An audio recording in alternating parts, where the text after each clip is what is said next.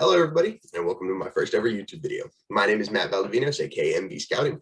I'm here to give you all your NFL draft, college football, and occasional other sports opinions just throughout the time we're here together. Thank you so much for checking in. If you're already here, please leave a like and subscribe. If not, that's cool. I just appreciate your company. Today, just to get started, we're going to do a little mock draft, just something to kind of get our feet wet. I understand the graphics aren't amazing. We don't have any crazy animations yet. We're working on that, right? My first video, we'll get there eventually, but for now, I'm just going to give you, if you have any opinions on the players your team took or anything like that, please let me know in the comments. Tweet at me at MV Scouting. That's where I'm most active. I try to get back to everyone unless you say something really, really dumb. Then I'm just not going to say anything because I don't want to embarrass you on the timeline. But if you do feel like it, we can always get into a little Twitter argument. All right, first up, the Jacksonville Jaguars. Obvious, Trevor Lawrence, best quarterback prospect coming out in a while. I mean, dude has all of it, the arm talent, the athletic ability. I mean, his pocket presence is great, and his accuracy on all three layers of the field is really, really good.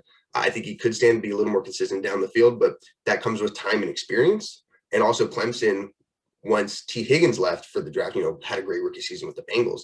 And Justin Ross, with injuries, the receiving core really was not up to the typical Clemson standards that we know. So I do think that he'll be a little bit better in the NFL. Jaguars have a great offensive core already. James Robinson, undrafted free agent last year, really, really good rookie season. Look at a guy like DJ Chark, D.B. Westbrook. They have the athletic ability to spread the field. Trevor Lawrence will get the ball to them. I think they could stand to take another wide receiver. I'm not real infatuated with Colin Johnson, but we'll see. I think the offensive line is good enough, and then the defense, they still need to add some stuff, but they have pieces. Second, the New York Jets. This one's kind of tricky. We're not going to do any trades for the mock, so this is just assuming that the Jets stay at 2. I'm not convinced that they want to keep Darnold because I don't think anyone should want to keep Darnold, especially when you get a guy like Justin Fields, who's my quarterback too. My second highest graded quarterback ever behind Trevor Lawrence. Justin Fields, Cam Newton, the comp screams off the field. Just watching them play together or just watching them play. I mean, Justin Fields is just so easy to look at him and think he could beat Cam Newton. And Cam Newton, people want to say, oh, he's this or that. Cam Newton was much better this past year for New England, people realize. And prime Cam Newton was the best player in the NFL, right? He won an MVP for a reason. He was phenomenal. I think Justin Fields could do that. I think you're putting him into that San Francisco offense that Robert Saleh is bringing over. I think it's a great fit. It's going to work out real well. Now just invest in him, right? Get him another weapon. Fill out the offensive line. You already have Mekhi Becton, who's phenomenal. The defense has pieces. Quinnen is so good. I thought they had a phenomenal draft last year, and I love what Joe Douglas has done so far as the GM. So I'm really excited to see where they go from here. Up next, we've got the Miami Dolphins. This one's kind of tricky because a lot of people are going to want the Dolphins to take Sewell. But from everything I've heard from insiders is that Devontae Smith is more likely than not going to be the selection. They just fall in love with him. They know that they need to get Tua weapons. I don't think a Deshaun Watson trade is feasibly going to happen this offseason, if I'm being completely honest. I could be wrong, obviously. But I think they're going to roll with Tua this year. Miami is.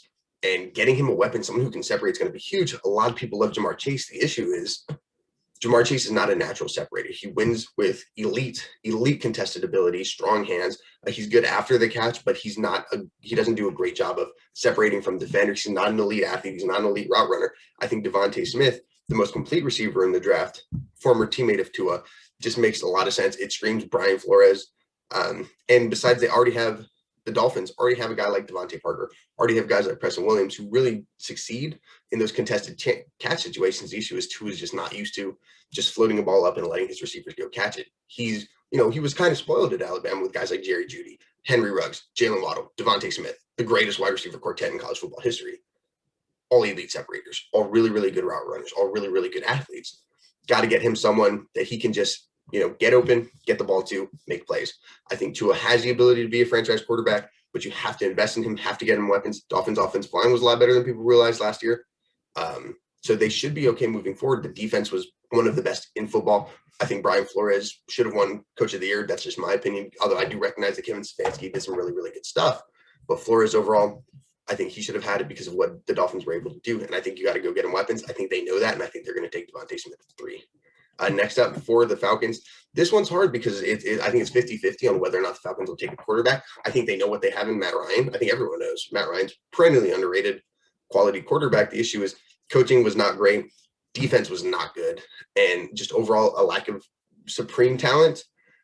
Offensive line's not great. The run game was pretty awful. People will talk about how Todd Gurley had touchdowns, but there was a reason he was benched. He was one of the least efficient runners in the NFL. I think taking Matt Ryan and then having a guy like Zach Wilson at BYU, a lot of people's QB3, I expect him to be the third quarterback off the board. My personal QB4, but we'll talk about that in a different video. He's a guy that Falcons fans can, they take him, let Matty Ice do his thing for a year or two. That contract's too big to just try and move right now. I think they can. We've seen NFL teams be motivated enough to do a drastic move like that, but I think what they'll do is they'll either take a quarterback here or just the best player on the board and move forward with that. Here, I'm going to give him Zach Wilson. Let Zach sit behind Matt Ryan for a season or two. Once that contract's a little easier to get off, they'll move Ryan or they'll just outright cut him, and Zach Wilson will take over. I think it's a really good fit with Arthur Smith out of Tennessee, right? Offensive coordinator from Tennessee came over to be the Falcons head coach. I think Zach Wilson can do a lot of what Ryan Tannehill did.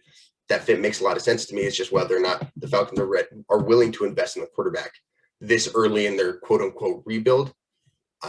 But also, we don't know if they're rebuilding, right? Arthur Smith might come and plan to contend this year, and if that's the case, they should either trade back or just take the best player on the board.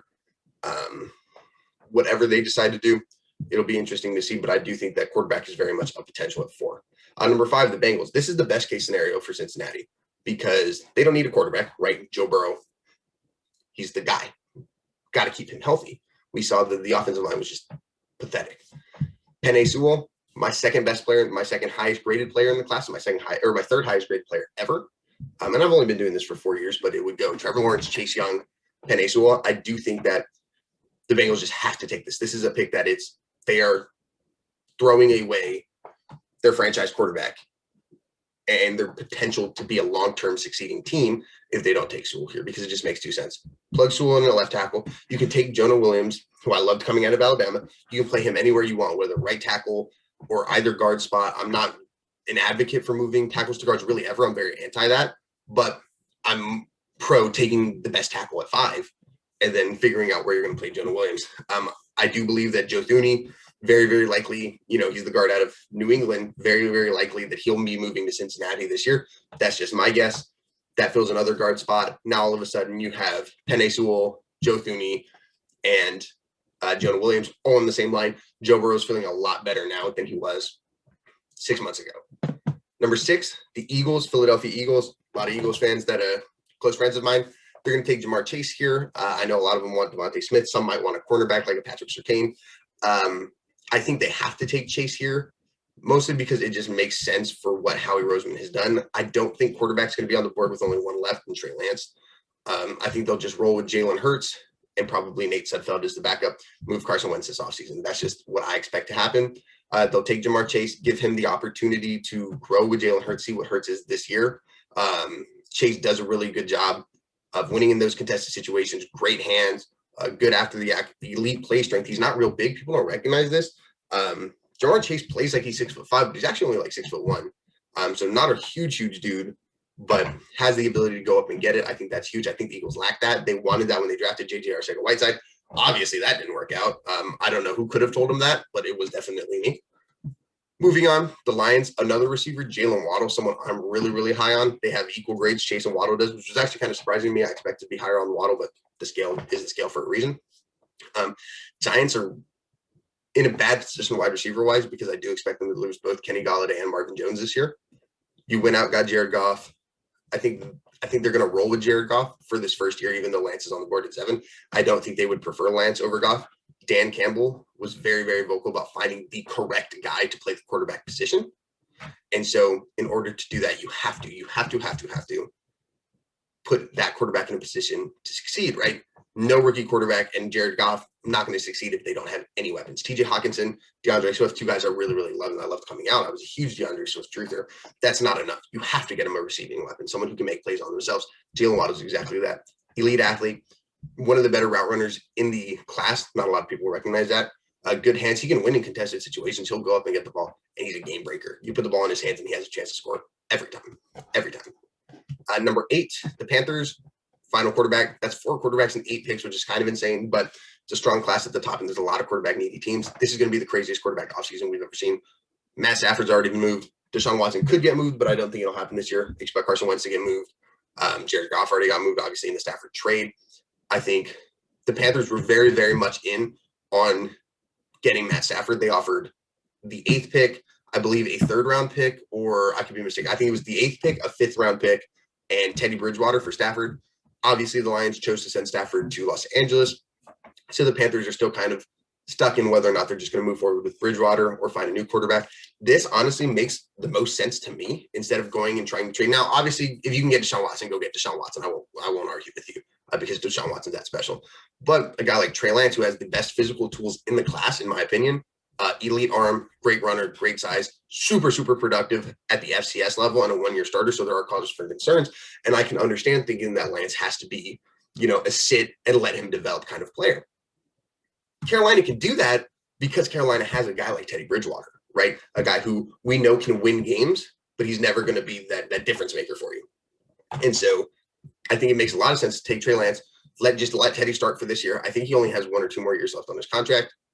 Let Trey Lance take over eventually. They have the guys. They have DJ Moore, right? They have Christian McCaffrey, Mike Davis. The offensive line could use work, but there are more than one pick in the draft. So I do think Trey Lance here makes a ton of sense. Let him sit, let those physical tools, let him develop the mental side because he already has the physical side. Next up, the Denver Broncos. This pick's really easy, to be honest, for me. Caleb Farley, cornerback out of Virginia Tech, just makes sense. They need cornerback help. AJ Bouye and them have decided to leave, separate, I guess, and go their separate directions. So Michael Ojemudia at Iowa had a really, really good rookie season, can get grabby, not a good tackler at all, but in coverage was a quality player. I think pairing him as the CB2 with a guy like Caleb Farley, who has all of the tools you want in a cornerback, great size, great length, elite athlete. The click and close ability is phenomenal, and the ball skills are great. He's only been playing cornerback for like 2 years as well, so I do think he's got the ability to be a Jalen Ramsey, Stephon Gilmore type of 1% Jairi Alexander, like the kind of guy who you're just like, wow, he is one of the best players, one of the best quarterbacks in the NFL. I think he has that ability. I don't think he necessarily is that prospect yet, and that's why he's falling to the 10th or the 9th pick, but he has that potential, and that's why he's going to get drafted so high, especially under a defense with Vic Fangio. I think he fits in really, really well, and he just makes sense. So having Farley as that CB1, Ojemudia as that CB2, I think they would both be under 22 years old. Excellent quarterback duo for the Broncos moving forward. Number 10, the Dallas Cowboys. This one's kind of hard. I considered Patrick Surtain, but I don't think he fits what they want to do a lot. Jason Horn, this is kind of early for 10. So cornerback, I kind of took off the board. There's no safeties I love here. And 10 is real, real rich for any of the IDLs. And I really only have round one grade on any interior defensive lineman. So I gave them Kwity Paye, my highest rated defensive player on the board right now. Elite athlete for his size. 6'4", 275-ish pounds. Elite athlete, the 3-cone, the ability, I think his bend for his size is really good. The acceleration, the explosion off the line of scrimmage, phenomenal. Excellent run defender. He had like 25 pressures in his first 3 games at Michigan this year, which is pretty spectacular. Kwity Paye, I think, has the highest floor of any of the round one edge rushers. I don't know what the ceiling is overall, just because I think he still needs to develop his hands and his use as a pass rusher. And I don't think he's there yet, but a Cowboys defense that just is desperate for defensive talent, Kwity Paye just makes the most sense here. Number 11, another NFC East team, the New York Giants. I'm going to give him Gregory Rousseau here. It's really, really hard to know what Dave Gettleman wants to do. I don't think he's a very good drafter. I think he reaches here. Gregory Rousseau, a lot of people love him. A lot of people think he's the best edge rusher. I'm not as sold. I think a lot of his production came via circumstance. Miami has been very, very strong on the defensive line. I think a lot of his sack production in his sophomore year came from players pushing the quarterback into him. A lot of tackle for losses was just him sticking out a long arm despite getting blocked. People want to mention that he's like 6'7". I honestly don't care. That doesn't do a lot for me, especially because football's such a massive game of leverage. Having to, the lower man wins is a common phrase for a reason, and Rousseau was never the lower man. So I just don't see a path for him being a dominant player early in his career. I recognize the athletic ability and length is salivating, but for me, I just don't think he's a phenomenal player right now. However, I can understand that the NFL is probably going to be substantially higher on him than I am. I think the Giants really, really need an edge rusher. That just makes sense to me. Next up, the San Francisco 49ers at 12. I don't expect San Francisco to pick here, whether it's because they moved up for a quarterback, traded it for a quarterback, whatever. I don't expect this to be their pick, but because I'm not doing trades in this mock draft, number 12, they're going to take Patrick Surtain. A lot of people CB1 in this class. Legacy, his dad, all-pro Patrick Surtain, the first, I guess. Was an all-pro, had one of the best cornerback seasons I've ever seen or I've ever read about because I was a youngin'. Surtain, you can tell he just grew up in a cornerback household. Calm and collected, is aware of everything that's happening at every point, not super aggressive, really doesn't have that dog mentality. I don't know if that was coached out of him or it's just not, it just doesn't run into him, but he doesn't really have that alpha mentality that I like to see in cornerbacks. That's why I'm a little bit lower on him, but I recognize he has the ability to be a very, very good cornerback in the NFL, has the highest floor of anyone that's going to get drafted in the first round. And honestly, I don't think it's close with San Francisco. I expect Richard Sherman to go off somewhere, probably the Jets, but I don't know for sure. Patrick Surtain honestly fits that mold really, really well because Sherm, obviously not an elite athlete at this point in his career, really was never an elite athlete. I don't think Surtain's got great long speed, but he's smart, super, super instinctual. The football IQ is excellent. Just makes a lot of sense in that defense. Number 13, the Chargers. They're going to take Rashawn Slater. I personally prefer Christian Darrisaw out of Virginia Tech for my OT2. I think he's substantially better than Slater. But if you talk to guys like Dane Brugler, Daniel Jeremiah, Lance Zierlein, Tony Pauline even, the NFL likes Slater a lot. Some even have him over Sewell. I don't think that's a good take, but, to each his own. So I do think that the Chargers, going with the consensus of the NFL, take Slater here. Not a bad pick by any means, right? I think Slater's the most technically refined tackle of any player in the class. I think he has a high floor, kind of like Surtain that we just talked about, but just for the tackle position. Got to invest in Justin Herbert. You have weapons. Give him a quality offensive line and you can compete, right? So take Slater, just plug him in at left tackle. He's going to be good enough, guaranteed. Whether or not he develops into an elite tackle, that's to be seen. But I definitely think he has the ability to be more than competent as a starting rookie. Number 14, the Vikings. This one's kind of hard.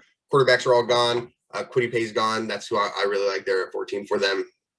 I think it's a little bit early for really anyone other than Christian Barmore for the interior defensive line. That's the route we're going to go.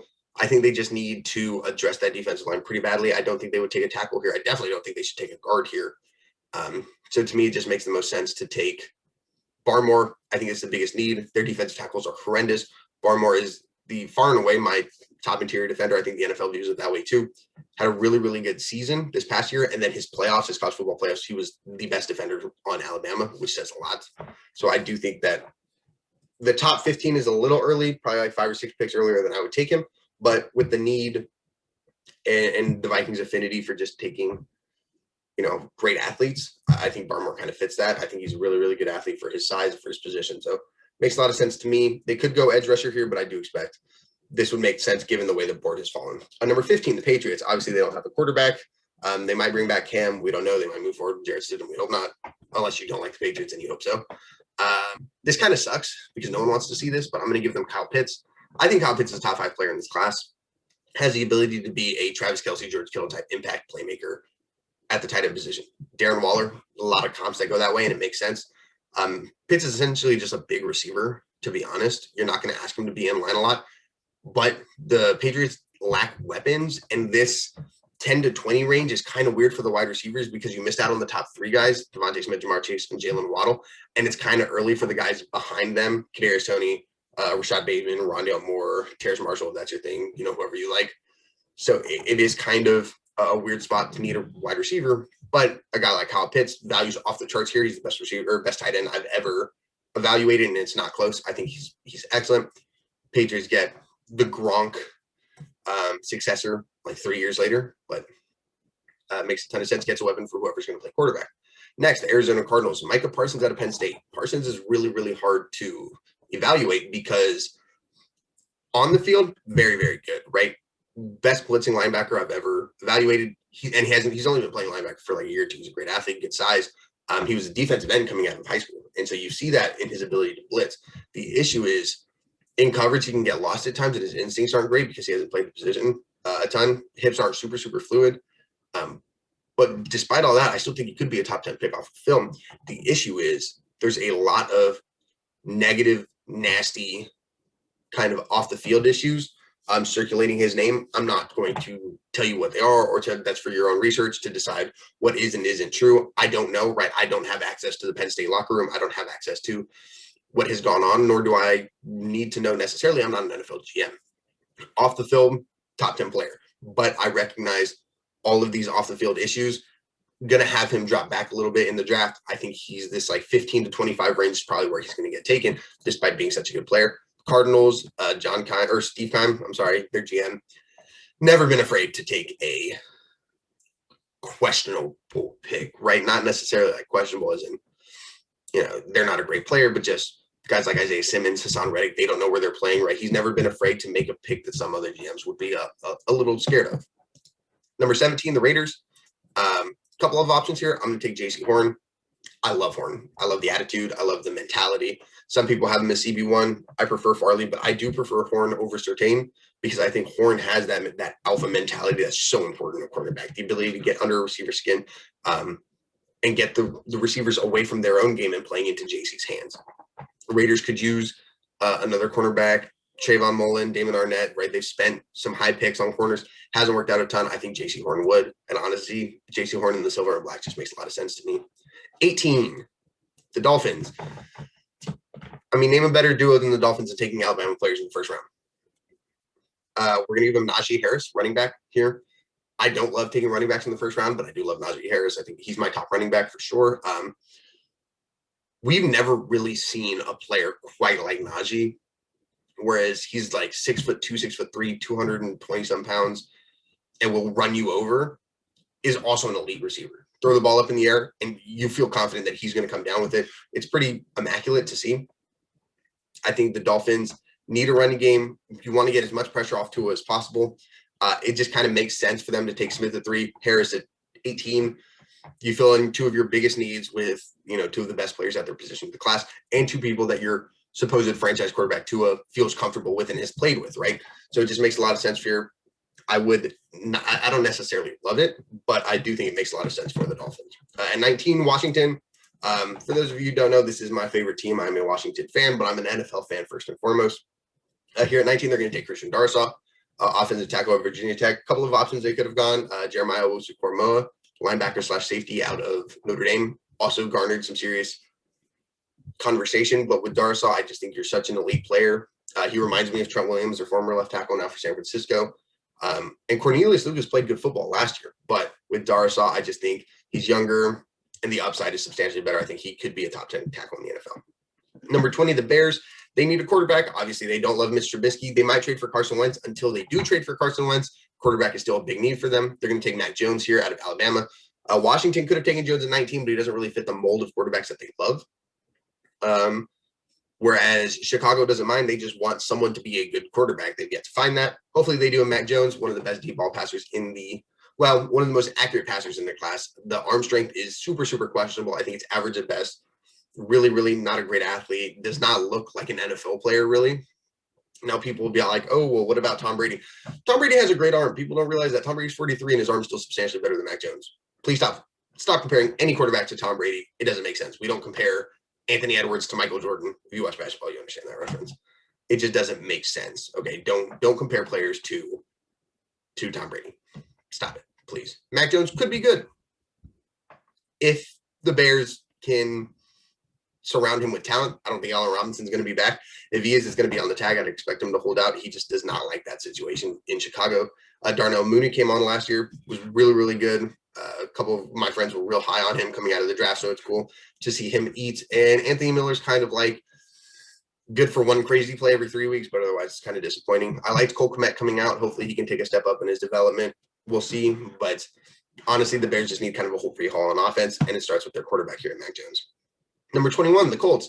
I'm going to give him Alex Leatherwood. I don't necessarily know that I would have Leatherwood at this value. I think when his feet and his hands are clicking, he is one of the best tackles in the class. I thought he was one of the best tackles in the nation this year, and, he was. But the inconsistency in his game really, really worries me because it's so important for an offensive lineman to be consistent. That is the number one thing you ask any offensive lineman, what is the most important part of your game? It's got to be consistency. Leatherwood, if he can find that consistency, playing him next to Quentin Nelson, Ryan Kelly, and Braden Smith on the opposite side, that's a really, really good offensive line. As soon as the Colts find their quarterback of the future, it is a Super Bowl contending team. Like I said, defense is great. The offensive line is great. Skill positions are more than good enough. Just got to find that quarterback. Number 22, the Tennessee Titans. Azeez Ojulari. I have a hard time evaluating what the NFL is going to do with Aziz, because a little bit small, kind of really has to be a 3-4 defensive end unless he puts on weight. That's it, or sorry, 3-4 outside linebacker. Unless he puts on weight to be a 4-3 defensive end and put, his hand in the dirt. I think with this, him and Harold Landry is terrifying because both are super, super bendy and explosive. Both can get after the quarterback, pin their ears back, but you are sacrificing a little bit as a run defender. I don't know if the NFL is going to take Aziz first or barely take him in the first round. We saw Brian Burns slipped all the way to 16, and I thought he was a substantially better player than Ojulari is. So we'll see. And Brian Burns fell in the 2019 draft. Next up, 23, the Jets. Elijah Vera Tucker. Invest in Justin Fields. We talked about that earlier. Could have gone a weapon here. Instead, we're going to take the most versatile offensive lineman in the entire class. You already have Mekhi Becton at left tackle. Vera Tucker has played guard and tackle in his career at USC. I think he can do guard or right tackle in the NFL. I would say he could do left tackle, but he's going to the Jets, so it doesn't matter. You're not moving Becton. That doesn't make sense. Put Vera Tucker at any of the guard spots or at your right tackle spot. Feel really good about what you're doing with Justin Fields. Just makes a ton of sense to me. Number 24, the Steelers. Samuel Cosmi. They need a tackle pretty desperately. No quarterbacks here are worth the pick. You're not going to take someone like Kyle Trask here, although it would be really funny if they did. And honestly, I can see the Steelers doing that too, but we'll try and play it safe here. Samuel Cosmi, plug and play left tackle, elite athlete. I was a big doubter coming into this season. Had a really, really good year. Fixed a lot of the stuff I was concerned about. Not that OT2 that some people wanted him to be in terms of this class, but still a top 5 guy. The athleticism alone will get him taken in the first round. 24 here makes a lot of sense, and honestly, I think you just plug him and play him. Deal with some of the rookie struggles that he's going to have, but you can hope that athletic ability leads him to be a top 3 to 5 tackle, right? He has that ability. It's whether or not he meets it. Number 25, the Jaguars. Jaguars have a lot of needs, specifically on the defensive side. I considered linebacker. I considered safety, but we're going to give him another edge rusher. I know they took Caleb on Chason last year. Josh Allen the year before. Chason was not very good, although he was better towards the end of the year. I think just getting someone like a Jalen Phillips, really, really well-rounded. He plays the edge rusher position, right? Josh Allen, a lot of people were like, oh, is this dude an edge rusher or an outside linebacker? He's an edge rusher. A lot of people with Caleb on Chason always seen the edge rusher and outside linebacker. Right? He's a great athlete, this, and that. Well, we don't know. Jalen Phillips, he is an edge rusher. He's your defensive end. Play him on the strong side. Really, really good run defender. Really good pass rusher. Well-refined. The athletic traits are there. Only thing you're really concerned about right now is the injury history. So falls into that 20s, 25s. Makes a lot of sense for the Jaguars. Get your guy, plug him in, play him. You finally have your set defensive end because with all the versatility, you were wondering where you're going to go. With the Browns at 26, they're going to take Jeremiah Owusu-Koramoah. I love this value. I think he's a top 20 player. Some Browns fans probably going to want to see me here. If you had Timo Lafanu, has a lot of fans in Cleveland. But to me, I just think Owusu-Koramoah is a better player. I think he fills in that linebacker and kind of safety needs. With Grant Delpit coming back, that'll be huge. But I think with JOK, you're getting another guy who's a supreme man coverage weapon, will instantly become one of the top coverage linebackers in the game. Has to work a little bit on the run fits, but that's okay. I think he has the ability. He's shown it to make plays in the backfield. He's more than a willing tackler, and he will absolutely lay the wood. He will destroy someone if he needs to. And it's just really fun to watch him play. I think the NFL is going to be a little hesitant because they're not going to know where to play him. Similar with Isaiah Simmons, who was a top 10 pick last year. I think what the Cardinals did in not letting him play for the first half of the season because they didn't know what to do with him really might have turned off the NFL on some of these other hybrid guys. But I think, they're going to miss out when Owusu-Koramoah is in the running for defensive player or defensive rookie of the year. Number 27, the Baltimore Ravens are going to take Joseph Osai. He just looks like a Raven. I was talking about with my friend Dalton Miller about this. This dude he looks like a Raven. A little bit stocky, but he's a high motor, high effort player. You're getting the most out of him. Could be a 10-sack guy just because that's what the Ravens do. They just produce good football players because guys play with a lot of heart, play with a lot, a motor that's running 125% at all times. Joseph Osai fits that. Needs to develop more as a pass rusher because he's only been doing it for a little bit, but I could see him being a 10-sack guy in that system. Next, the Saints, Kadarius Toney out of Florida. I don't know where Tony's going to go. I think he could go as high as 19 to Washington. I also think there's a good chance he doesn't get drafted in the first round at all. This is kind of meeting in the middle at 28. There are some off the field stuff, some drop issues. He didn't really produce until he was a senior, but Florida has been stacked at the receiver position and he was doing a position change. So there's some debate. I won't have a first round grade on him, but I completely understand those who do. He's an exciting player. If Washington took him at 19 as a fan, I would be okay with it because he's such an exciting and he's a big playmaker. Something the Saints really, really lack. when they lost Michael Thomas, it was like, okay, where do we throw the football? I guess Alvin Kamara. Nope, his receiving numbers dropped. And you don't know who the quarterback moving forward is. If it's Jameis, if it's Taysom Hill, regardless, you need weapons. Need weapons, or they're going to struggle. Tony gives you a guy, he can be a returner. He can line up in the backfield. He can line up in the slot. He can line up on the boundary. Just get the ball in his hands, and he's going to make a play. That's just what he does. Number 29, the Packers. Ifeatu Melifonwu. I really, really like this because pairing Melifonwu with Jaire Alexander gives you a ridiculous young cornerback duo. Ridiculous. Melifonwu can get a little bit lazy at times. He's not always running at 100%, but when he is long, tall, fluid, really good athlete, ball skills are all right. But I mean, pairing him right there in the last 4 picks, I really like this value just overall with the physical specimen he is, and pairing him with that guy like Jaire Alexander, we saw how brutal the rest of the Packers secondary was when they were playing Tampa Bay. This helps solve that problem. Number 30, the Bills, going to give him Ronnie Perkins, edge rusher out of Oklahoma. Love this value. I think Perkins is the most well-rounded edge rusher in this draft. Does everything really, really well. May never be a take over the game 15-sack guy, but I think you could bet on Ronnie Perkins to give you an average of 9 to 12 sacks in his career, as well as being a very, very good run defender, high-effort guy, making plays at the line of scrimmage. Occasionally, he can get kind of lost in traffic, but I do think that overall, his floor is so high that I just really, really love his game, and I think he just makes sense in Buffalo under Sean McDermott. Number 31, the Kansas City Chiefs. They're going to take Wyatt Davis, guard out of Ohio State. Some people love Davis. Some people love Davis as a top 15 player. I am not those people. I think there are some athletic limitations as well as just overall. I think if you're going to take a guard in the top 15, it has to be someone like Quentin Nelson, Brandon Scherf, Zach Martin, who actually went 19, but someone who you know is going to be an all-pro guard at some point in their career, which those 3 guys were. I don't see that with Wyatt Davis, but I see a perennial Pro Bowl player, someone who's just playing quality football for the majority of his year, and for his career, and someone that you just don't ever worry about. So taking him in Kansas City, they obviously need offensive line help. They could use tackle help, but I think the value for Davis here is better than any tackle on the board. So they'll take Davis, plug him in, figure out what to do at left tackle. Hopefully they can get healthy, but just invest in Pat Mahomes. Don't make him run for his life, and he'll win you a bunch of Super Bowls. And then number 32, the Buccaneers. You win the Super Bowl, you have the opportunity to make a selection for convenience over for necessarily value. They're going to take Travis Etienne here. They're running backs. I don't like Ronald Jones, to be honest. I don't like Leonard Fournette either. I understand Leonard Fournette had a quality Super Bowl, but Travis Etienne is just substantially better than any of those players. More athletic, maybe the best athlete in the class. And I think he has the talent as a receiver to do a lot of what Bruce Arians likes to do.